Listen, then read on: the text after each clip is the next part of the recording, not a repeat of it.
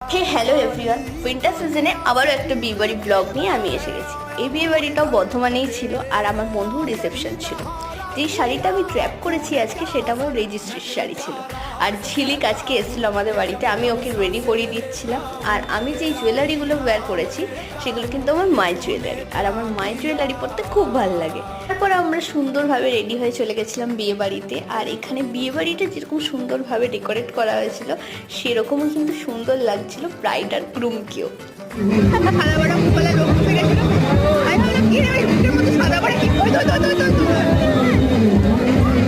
এরপর আমরা একটু স্টার্টার খেলাম। স্টার্টারে ছিল fish ball, coffee, special phuchka, আর তারপরে এলো কনে যাত্রী, আর তারপরে এসেছিল ভাই।